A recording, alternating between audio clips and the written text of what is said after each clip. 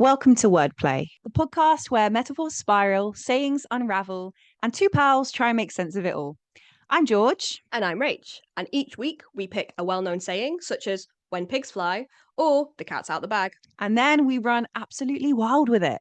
Sometimes it's deep, sometimes it's chaos. Usually both. This is Wordplay. Let's get into it. Wordplay. Playing with words. Words that to play when we say them and play with them. Here is some synth keyboard that I'm doing with my mouth because I couldn't be bothered to get my keyboard from under all the junk in my bathroom. Second bathroom, bathroom where there's a keyboard. That was more trumping. Okay, on to the episode. Happy podcast day. Happy podcast day, Mrs. Chilly T-shirt. Chilly. Chilly, because it's fire outside. So much fire, so hot in my loft. I can't believe that you're actually up there. I was convinced that you would be showing up in like your dining room or, a lower location. Yeah, I think that probably would have been the move. The issue that I have is if I open the back door and then open the lounge windows, there's a lovely thoroughfare of breeze. However, my bin really smells and it keeps blowing through the window, and I can't live that life. But when it's this hot, shouldn't you be closing all the windows and closing the blinds? That's the best way to keep it cool. That's true, actually. Yeah, I think it's not too bad if there's a breeze, but it's a good point. I mean, it would have been problem solved if we'd had this conversation 10 minutes ago. Hey, that's true. There we go. Although this one I have blackout blinds and they're not doing very much. A few summers ago, when it hit nearly 40 degrees, we put tinfoil on our windows. Isn't that dangerous though? Isn't that like some people's windows started cracking? I don't think that, but you've just made me think, is that what starts wildfires, and it reflects the light? Oh gosh. Not that there was any context, we are in the middle of a heat wave and it's 34 degrees outside. Is it 34 where you are? Yes. Sorry, what? How did I miss this? Is that what it is here? I'm on 27. What? We're not even that far away from each other. No, it's 34 and it's been 35 today here. We hit 31 earlier. Weather and heat, it will never not be a good topic of conversation. I said that wasn't me being sarcastic either. No, I mean, we are British, so British. I'm just cleaning the dust. We have a lot to talk about. We do. I meant in terms of weather, but you went straight to everything that we're going to be talking about in this podcast episode. Well, both actually. Well, in fact, I said we do, but I think you can probably tell by my gaze, which hasn't looked at you in a while, even though you're through a screen, that my head was somewhere else entirely. Like I was listening to you and I was replying to you, but I was also thinking, what was I thinking about? Wow, it's a mystery to me. I think I was analysing how unprepared I feel. I'm not surprised, to be honest, because it's bloody hot. I don't think anyone can be prepared in this kind of weather. I also just hosted my first Flow Club in a very long time, so I'm fresh off the back of that. Shout out Flow Club. If you want to sponsor us, please sponsor us. I'm going to join one after this with our mate that we like, that I can't remember the name of, Thomas, if you want to Thomas Offerman. Join. Shout out Thomas Offerman. Oh my god, can you imagine? That would be so weird. By the way, so we work on a co-working site called Flow Club together often, and a part too. It's independent, and we join these co-working sessions with lots of lovely people who are also on there, and somebody hosts. And when we find a host that we like, we will discuss them at length, and there's no holding back, because it's a weird thing to do. It's just how it is. It makes it sound really creepy, but I feel like all we've done really is just express that we like the host. But often I feel like I don't have what happened about we wrote poetry? What are you talking about? Oh, I still feel so awkward about this. So a few years ago, there was a host that we liked, and not in a creepy way, as in like we liked, like they were a good host that had a good host. They were a vibe. They were a vibe. If we were having a bad day, we genuinely thought they were great. And so it was coming up to Christmas. I think we were feeling quite fun, and we both ended up on the same session that they were hosting, and you can leave like Yeah. feedback afterwards. And so me and Yeah. Georgia were like, let's collaborate on a poem. And it was like just a funny little 3-liner or 4-liner that rhymed about how we thought they were a good host. Yeah. And It then we wasn't haven't anything seen them. weird. We wouldn't. No, it wasn't weird. Nothing for us to be looked up about. But then we literally haven't seen them since, and now I'm worried that they like thought we were like taking the piss or something. No, I don't think so. I think there were other factors at play, but I do Because miss him. I do need continually reminding that I am not the center of everybody's world. Yeah. Okay. So that's Flow Club, and if you haven't tried it, maybe try it, because we can say everything that we like about it, but the proof is in the pudding. Oh, stop. Stop. There we go. Mic drop. Didn't see there that was going until I saw the eyes go just before you said proof, and I was like, oh. The proof is indeed in the pudding. Let's discuss. Yeah, let's. This is one I Instincts. use a lot. I use it quite a lot. What context? In a context of people talking the talk, but not yet walking the walk. Another adjacent, if not very related, word play. I mean, yeah, absolutely. Yeah. Absolutely. Because people can say anything they want to say, but I need action, baby. I need to see it. I need it demonstrated in front of my little eyes. The proof is in the pudding. The rolls off the tongue, actually. The proof is in the pudding. And that's what I say. Every time somebody promises me or something that I deem to be a little bit, even a touch outlandish, I will hit them straight back with proof is in the pudding. Oh, you're like, you show me. Prove it. Mm-hmm. Prove it. Prove now, it like why a good is... pizza dough. Well, there you go. Right. Why is the proof in the pudding? Well, funny you should ask that, because it's not. Because you don't proof a pudding. Or wait, why is it not? Okay, so this is one of those metaphors that is so old that it's become a little bit messed up over time. Okay. And the wording of it now actually doesn't make sense for what it actually means, because it's been smushed up and condensed. Do you want to hear the original? Which I do, but just want to say first, which is funny because this is one that I again, as we analyze it, I'm like, why is the proof in the pudding and what does it mean? But to just say it off the cuff, it feels like it's just so known, right? It's like you know what it means, and it's just like, well, I guess if you're learning a second language and the second language is English, this is a good one to have in your arsenal, because it's like one that everyone knows without even blinking. At least that's my understanding. What about you northerner? Oh yeah, I would think so. Proof's in the pudding. I think people would know it. I don't think anyone really overanalyzes it, but that's what we're here for. But like, I think it's pretty well established. Baby Bell, by the way. Oh, Baby Bell, she got him. Beautiful. Yeah, I think it's, well, for a start, it first appeared in its original wording, which I'll get to in a moment, in the 1300s. So it's bloody old. That is old. And it stood the test of time. Who was the peddler of it? Okay. Creator? Getting straight to my notes. So the proof is in the pudding. First known written form came much later, in 1605, by a little chappie called William Camden. Okay. It appears in Remains Concerning Britain, a book. Okay. Remains Concerning Britain. Would you like to know the full full phrase that was written. I would, but first I would But like to first, unpick.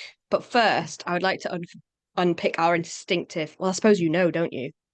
well, But I mean, like, that this is my instinctive thing is prove it. prove it. Yeah. I will not accept what is there until I see the action, which, by the way, is very is a warped thing as well. It's a whole thing. Wait, why? Because proof, the meaning of the word proof has changed over time. So Okay. now it means like evidence, right? Yeah. Whereas back in the 13th, 14th, 15th century, it meant test. Like Oh, like do a prove it. test. Yeah. But to prove something, to do a test to prove something, is that not to provide evidence? Yes, but one is the result and one is the Mm. action. Mm. Mm-hmm. Proof is in the pudding. Interesting. What's I what's your gut? Well, it's the same thing around the meaning, but I'm thinking about what it like. I want to say extrapolating the metaphor, but I don't think that even tracks in what I'm trying to say. What I mean is like proof is in the like my first instinct as to why it's about a pudding was was a thought process of like, okay, a pudding is like a dessert and that comes at like the end. So it's like something that happens at Interesting. the end. Or then I was Oh. like, do you proof? I don't know what proofing means, but I know chefs have proving drawers. You do that with dough. Mm-hmm, mm-hmm, So mm-hmm. then I was like, is it proving related to that? And that's as far as I got. You've brought up some really amazing things right there. Really? Yeah, because pudding in the 13th, 14th, 15th centuries wasn't sweet at all. It was meats and spices and like kind of more like a sausagey thing, which is where we get black pudding. Oh. That's that's What? closest to the original pudding in English than any sweet stuff that we have now. And everyone be like, why is black pudding? That's not sweet. Exactly. And actually, it is the OG. My singing, by the way, was me going back to Oliver Twist. And no, it wasn't Oliver Twist. I was thinking about Figgy Pudding. That's a Christmas song. Isn't there a pudding in Oliver Twist in a song? Sausages and pudding or something? Oh, I don't know. I don't But know. that All I was know is gruel and please, sir, can I have some more? okay, so pudding isn't sweet. Well, and also pudding, like pudding in the US is like a yogurty, like a just like a Oh what yeah, would you call it? pudding. Like a American chocolate pudding pudding. is different again to Yeah. English pudding. Whereas I would say pudding is a dessert, but I would think of it as like hot desserts, like a um Sticky toffee. sticky toffee, apple crumble. But then of course you have the almighty pudding of them all. What am I thinking Oh, of? I have no idea. What? The Yorkshire pudding. Oh, okay. Okay. Put it I on mean, everything. honestly, as a savory over sweet girly, Me too. I would take a Yorkshire any day of the week. I agree. Sometimes I just make two in the oven and eat them as a snack. As a side, I've just been promised the best Yorkshire puddings of my life, so we'll see Have how that you? goes. I'll keep you updated on that. Maybe next O- episode I'll be able to say, by the way, 10 out of 10. On a roast dinner or what's the Don't know. occasion? I have no idea. We'll see. We'll see. Interesting. We'll keep that vague. I want to know more. Mm. Okay. Was there anything about my assessment that is accurate in any way to its original origins? Okay. Well, so we've already discussed the change in the meaning of pudding. So that has shifted slightly. Mm-hmm. And then the shift of the meaning of the word proof, Hmm. which is now evidence, whereas before it was the actual test. Mm-hmm. But the original phrasing is Oh my God, should I actually? I was about to do it off the top of my head, but then I got scared. So I'm going to read Crazy. it. Yeah, I know, right? Yeah. So the original phrase is all the proof of a pudding is in the eating.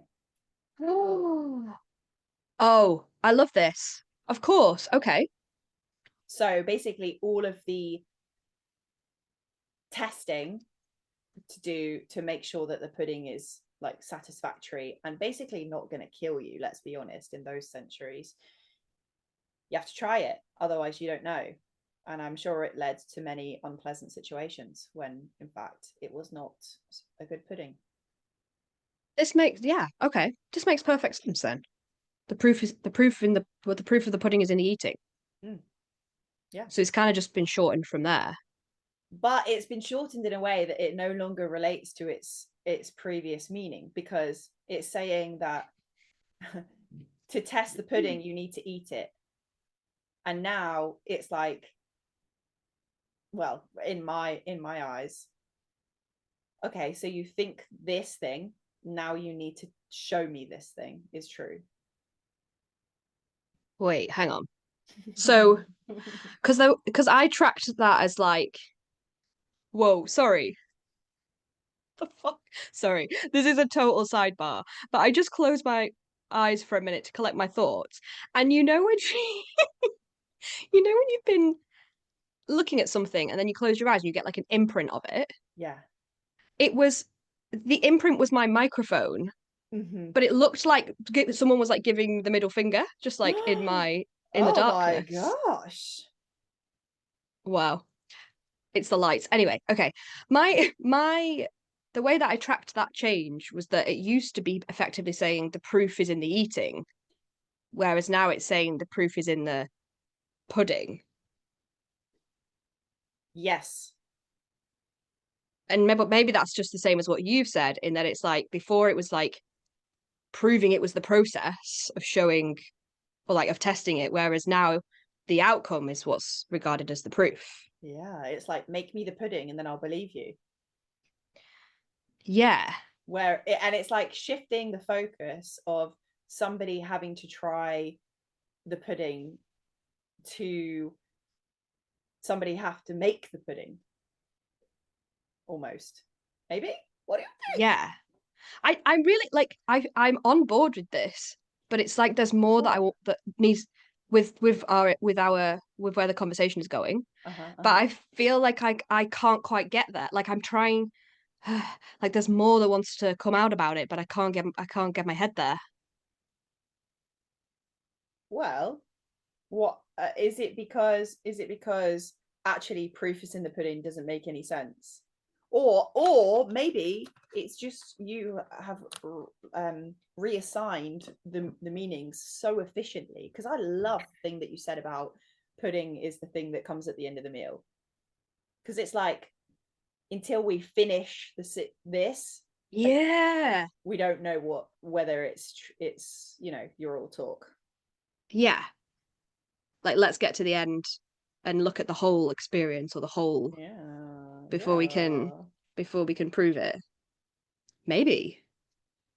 I like I it. guess I guess maybe I'm trying to like put into like what is the actual difference? Like what does it mean if proof has changed from the test and the process to the outcome?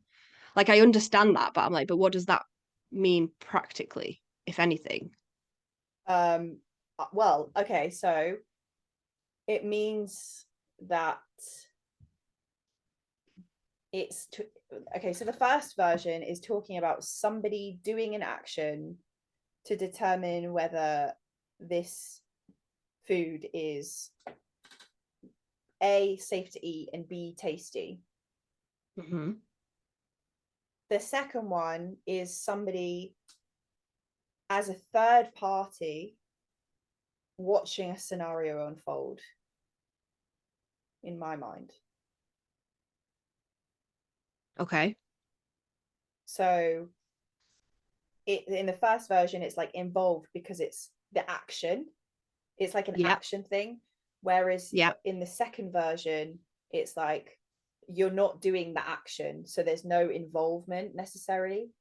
It's like Okay. from an outside perspective, you can watch it happen to see what the results are. Like you show me, Evidence. you prove to me. Yeah, I guess so. Yeah. Yeah. I'm very nervous about getting lost in the source because I'm saying so many words that I don't even know if it's making sense to myself anymore. And also, it's 34 degrees. The pudding sauce. When do you Oh, stop it! Because I love a bit of custard. hot or cold? That's a tricky one for me to answer in this heat because always hot, always. Mm. Unless I'm having it with bananas. Oh my god! I went to uni with a girl. Sorry, this is a bit off piece, but Go for it. I went to uni with a girl called Sophie Cutts, who's just got married, and she looks absolutely stunning in her wedding dress. Not the point of the story. Point of the story was most evenings she would have a little pot of custard. The Yeah. you know the brand with the little bird. Yes, I do. Yeah, Is it but it's not is it you were bird? Is it thinking called birds? Birds. maybe. Maybe I'll you find can out. fact check that. But basically, she would get one of those tiny little pots, and she would get a banana, and she would slice the banana into the custard, and eat it, and then like slice a bit more banana into the custard and eat it. And it was the cutest thing, and I will never ever forget it. That doesn't please me. What, banana and custard together doesn't please Yeah, you? but I'm not much of a banana person. Like they have to be a little bit green on the ripe side. The idea of putting it in custard, frankly, disgusts me. Oh, it is birds. It is birds Oh, custard. wow. Oh my gosh. Yeah. I do I do feel we'll get back to the metaphor shortly, but I do feel a slight bit of grief at the fact that sticky toffee pudding used to be my favourite pudding, Okay. hands down. But for the last 5 years, I just don't. My tooth hath not be sweet enough for that level of sugar. I can't cope anymore. I am 100% on your page here because Yeah, sticky toffee pudding was always my favorite. If it was on the menu, I was getting it. Did not yeah, care about anything that came up until that point. Didn't matter how full I was. It was getting in my belly. agreed. And We've now had to leave that well behind. we have. Is there proof in that pudding? Now I'm imagining like some kind of game show. You know how like cake or what is it like? Is it You cake? is it cake? But like there's loads of different puddings and you have to assess which of them has proof in them. I don't know, like a piece of paper that says proof on or evidence of something just by assessing them visually. And then you get to True like smash them crime. open. Whoa. Okay. Yeah. Yeah. We've got a true crime situation on our hands that involves a serial killer that hides things in desserts. Yes. Wait, is this not a sitcom already? Do we need to make it so?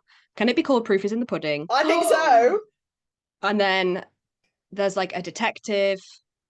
Okay, the serial killer is hiding proof in puddings in some way. It's underdeveloped, but we'll get there. Well, clearly their family historically has run some kind of pub or eatery or something in the countryside, and Yeah. it's a small town, you know. And I don't know, somebody unexpected moves to town, whether it's the detective or whether it's the killer, I'm not sure yet. And chaos unravels. Chaos unravels. Maybe instead we can make it actually quite annoying where when they're looking for evidence the whole time, Mm-hmm. nobody can find it. But at the end of every episode, they find it in a pudding.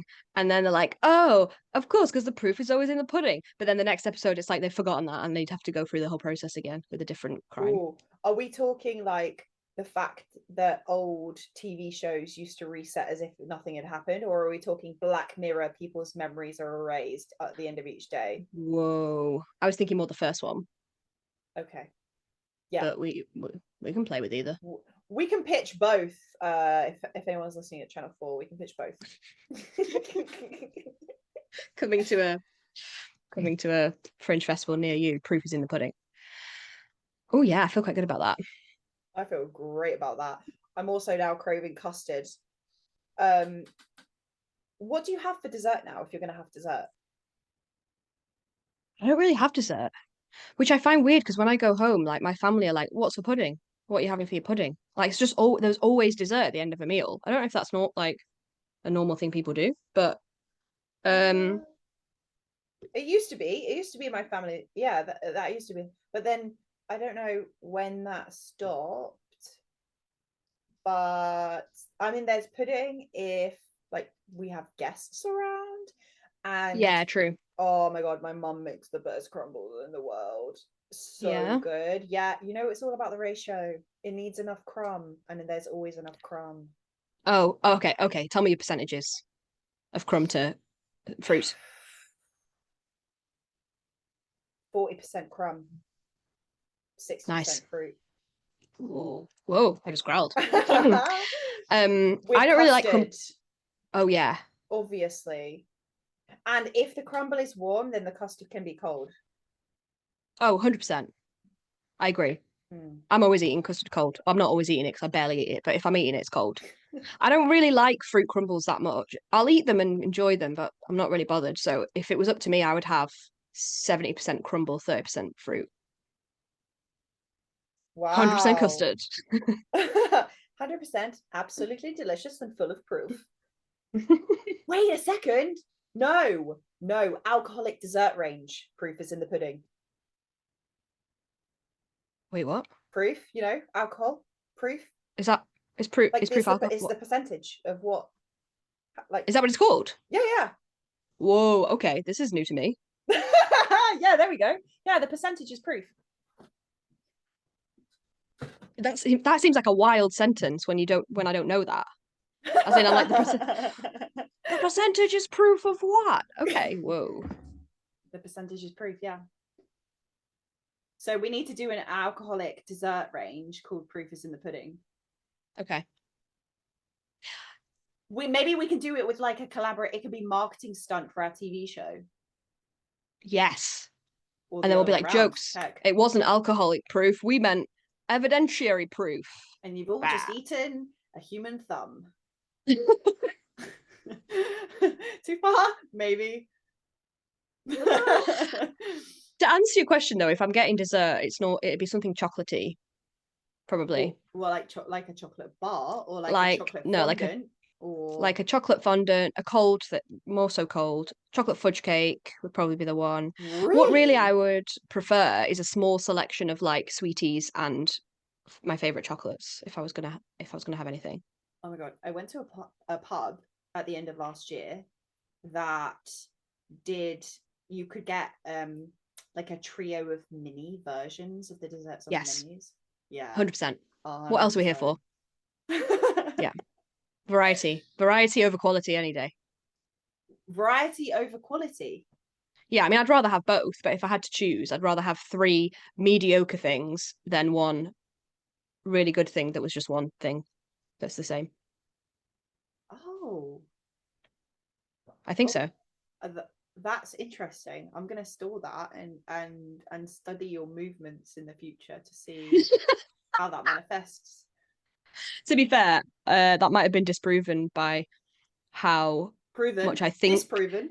Whoa, wait, let's come back to that in a second. Um, in me thinking that I like all-inclusive buffet restaurants, What do you mean?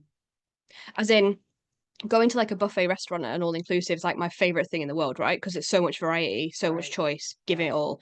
Always disappointing because I can't stay to one genre of food, put too many things on my plate, the quality is never good. So that's in direct opposition to what I just said to you. Do you leave disappointed? Uh that's a hard question. No, but I leave going, oh yeah, remember H, you like the idea of this way more than you like the reality of it. I love the reality of it. I want Do someone to say, you? yeah. Well, not even an all inclusive, just like an all you can eat. You know those ones where it's like world cuisine and they have different Yeah. bars from different continents. Yeah. You know what it is though? I think you have to separate in those when you go to one. Mm-hmm. There's two things going on there. There is the choosing experience, and then there's the eating experience. The choosing experience is one of the best feelings in the world. Yes. And so if you go just going like, I'm here to just have the choosing experience, then fine. The eating experience, I think, is never great. Oh my God, And I part need of to take you to some places. some really good ones. But here's my issue. In a good quality one, where the eating experience is good, I then have a different problem, which is I don't know when to stop eating and I always go too far and then I feel bad. Do you feel bad at the end of that? Yeah, like I've Oh. eaten too much. I'm regretting my life. Not my life. This moment. I go, I've eaten too much. I can't move, but I have no regrets. Do you? Which I don't know. Again, probably a conversation for my therapist. I should just show her the podcast. Listen to this, honey. I'll tell you everything you need to know. You used the word disproof, and I thought maybe I'd bring it back to the metaphor. Go on. Is there a flip side we need to discuss? The proof is in the pudding. The proof is not in the pudding. Disproving something. I don't know. Okay, well, we need to do this in two angles because we've got the modern interpretation and we've got the historical version, right? So if we're going by proof is in the pudding, like show me, don't tell me kind of situation. Yeah. Then to disprove.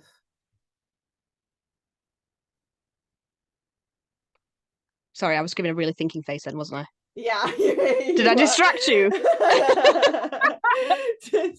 Yeah, I was onto something. Go on. If it's disproven, if the proof should have been in the pudding and it's not there, then they've failed on their mission to walk the walk, and therefore their talk has been disproven. But this is the question of like, is the absence of proof disproving something, or is it just absence of proof? Do you know what I mean? Like you can't like for example, I'm trying to think of like. So you're I'm trying to think of. You're telling me somebody might have a different way of showing me they care about me, and so therefore I might accidentally misinterpret their actions as not matching the talk when actually to them they perfectly match the talk. Yes. Whoa. Okay. Right. Yes. We need to track this. So and when I say track, I mean continue the conversation, but not lose track. Because so in that example, right, you're saying for you, proof is in the pudding. You're talking there in, I'm guessing, in an interpersonal relationship. Yes. Of like, that's you know, you the most. You're saying it, but like proof is in the pudding. Like, right. Actions speak louder than words, type thing. Yes, indeed. So if you open the pudding and find there is no proof, yeah, does the absence of the proof disprove? I would argue no. We're getting messy here. But that's how it is in like science, right? Like I'm trying to think of an example, but you don't.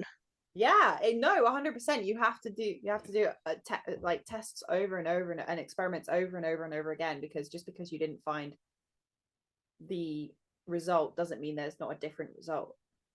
Yeah. Like there's things that we don't have proof for, but that the absence of proof does not mean they don't exist. Are you thinking about aliens? Yeah, I guess so. Were you actually? Well, I was thinking supernaturally, generally. Oh, okay. So what are we saying? Ghosts, spirits? Ghost, spirit, psychic abilities. Werewolves, vampires? Yeah. How far are we going with this? To the bottom. I don't know what that means. Zombies, that's what that means. Zombies, dragons. Unicorns. Anything mythical, magical, spiritual. Wow. Mythical, magical, spiritual. Ooh. Oh, so hold on, because I feel. Do we have proof that none of that exists?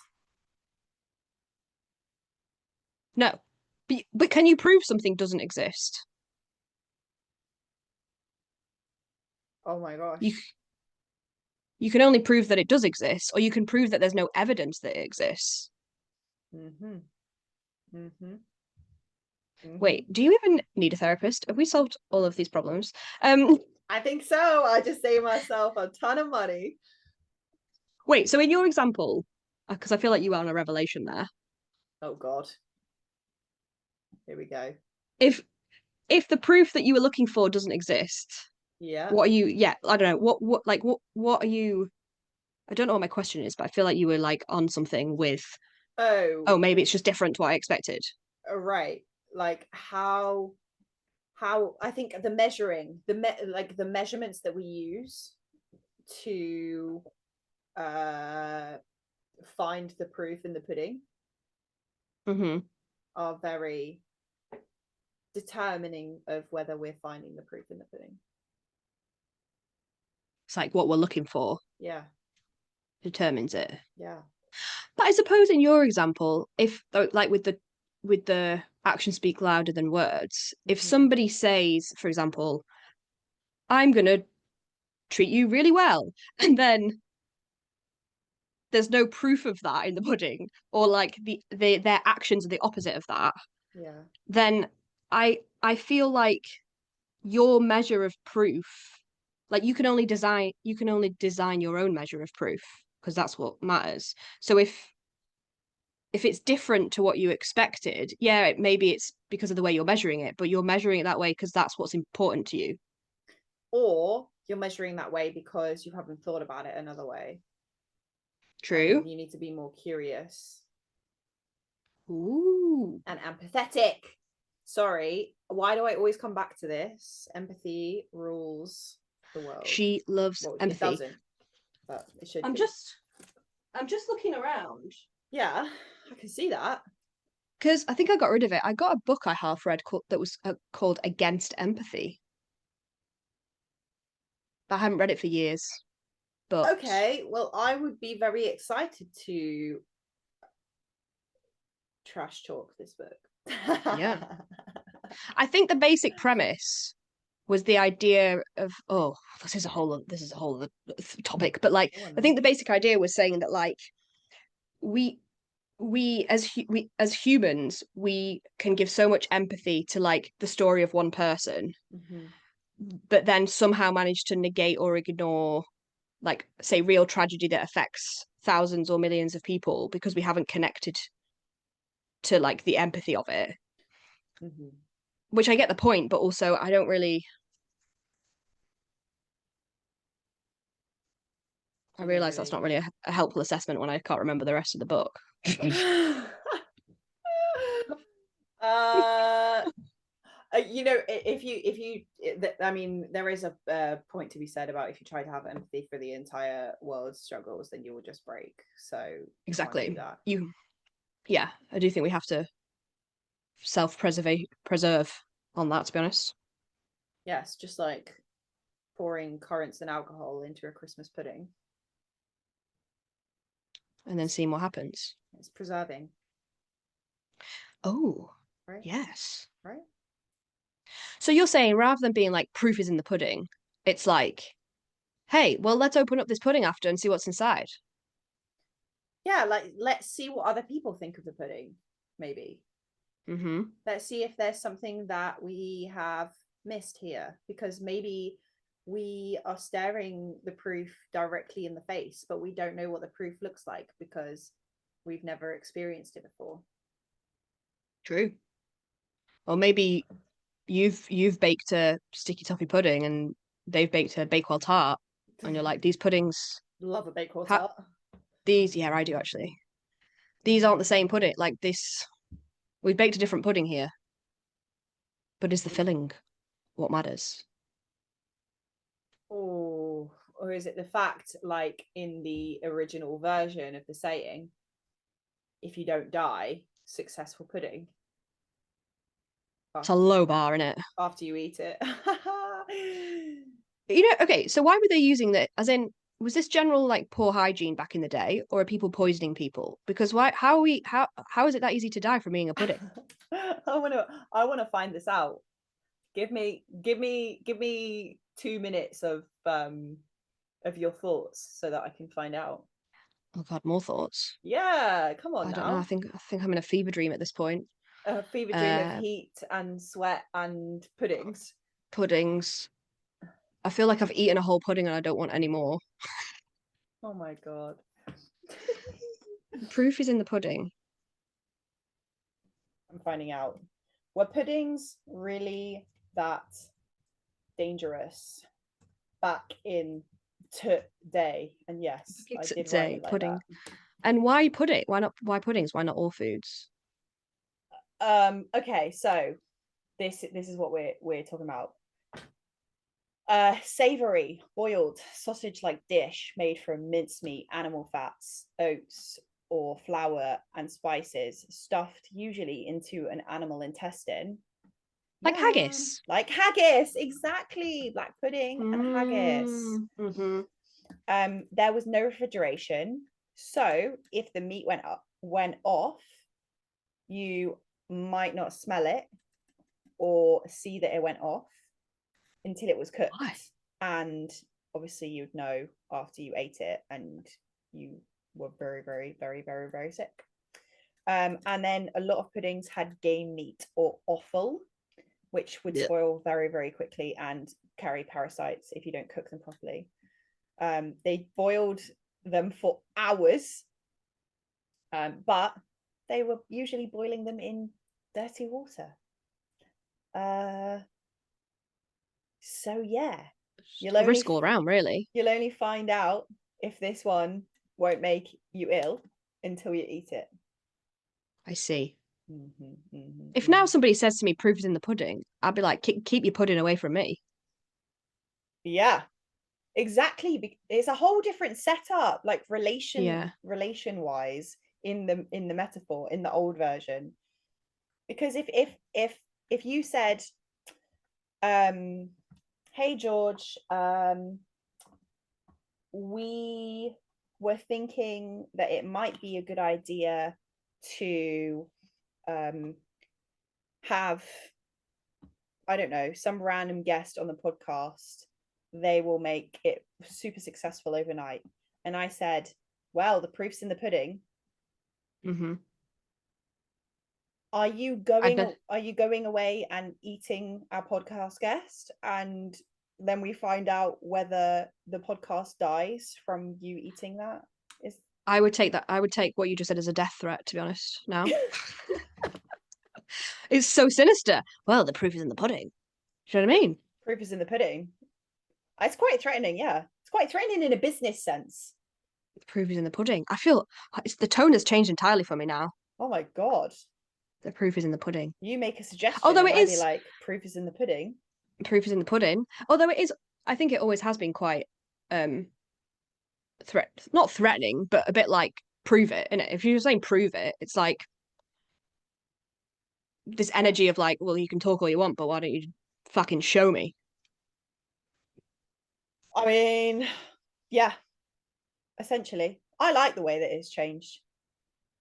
I think it's more relevant now that we don't have to worry so much about meat-based puddings killing us than it would have been if it hadn't shifted.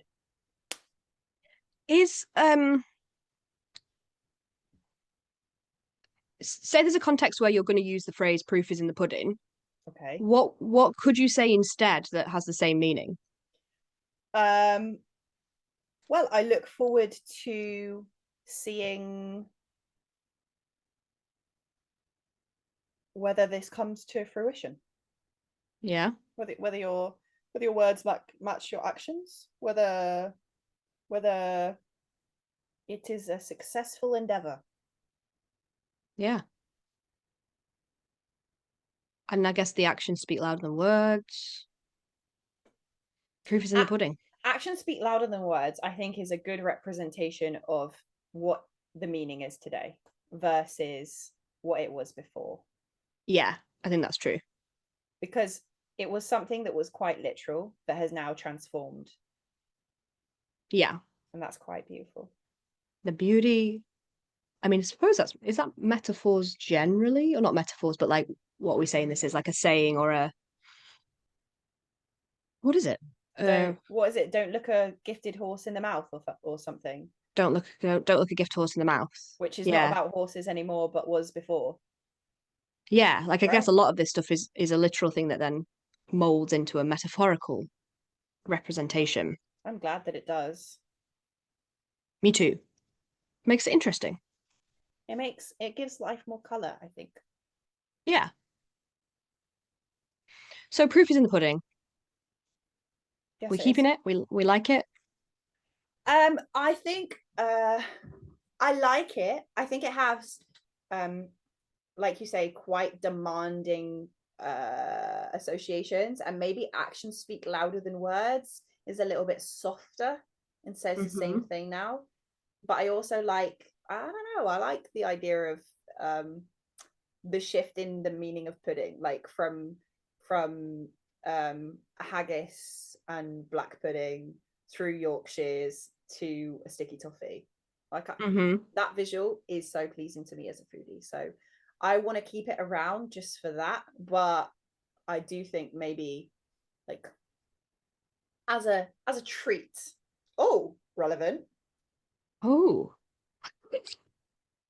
Have a dessert every now and again. Why not? have a little dessert. Have a little proof is in the pudding. Proof is in the pudding. What we'll do now is what we often do, which is end up seeing these sayings on TV and on films and then being like, hey, they said it here. Hey, they said it here. Yeah. Like the other day when I realized Penny for Your Thoughts was at the beginning of one of my favorite songs. Yes. Aye. Wild. What about you? Are you keeping it? Are you throwing it? What's the situation in your mind? How are you feeling about it? What's your gut I'm feeling saying? good about it. Oh, what's your gut saying? Relevant, Oh, because proof. the testing of the pudding would play havoc on your gut. That's true. Proof is in the pudding. What's my gut saying? I don't think it's a phrase I use very often, but then I don't think I have great awareness as to when I use these phrases because I never think that I say them. But Yeah, I don't I've know. heard you say that at least twice in the last few months. Proof is in the pudding. I like the use of p and p. Oh yeah. I like the way it sounds. The Proof is in the alliteration. pudding. Proof is in the proof is in the pudding. Which Even just the works way a your lot voice better. does it. Yeah, proof is in the pudding. It's satisfying. Sorry, I don't know how many more times I'm going to say it, but there's a satisfaction in the way it sounds. It does make me visualize and think of sweet things, and maybe I will just think of it as my interpretation of it being like the pudding is the end of the meal, and then we will draw our conclusions. I really love that, and I might have to steal that, and I will from now on associate that with you as Beautiful. as the creator of this interpretation. That pleases me. Also, I like saying pudding in my accent. I love you saying pudding in your accent. Pudding. Gorge. Proof is in the pudding. I think my stepsister had a hamster called Pudding, or was it my friend had a hamster called Pudding back in the day? Cute name for a Anyway, hamster. it is, isn't it? Because they are just cute little puds. Well, shout out pudding. Shout out to Pudding. I'm R.I.P. sure, yeah, you're having a great time in the hamster wheel in the sky. With Truman, R.I.P. My one and only. Yes, one and only. Love Truman. Well, that seems as good a place as any to round off our little exploration into the historical pudding scene. I think so. If anybody wants to commission an amazing true crime TV series, yeah, or a range of desserts, then let us know. Yeah, we're here for you. Yeah, hit us up. Okay, bye. Bye. Episode's over, but you don't want to miss the outro. Thanks for spiraling through another metaphor with us. If you like this episode, tell your mates, leave us a review, or shout a saying at us online. You can find me, Rach, over on YouTube at Rach Does YouTube. And you can find me, George, watching Rachel's videos over on YouTube, but also on Instagram at makinga.fuss.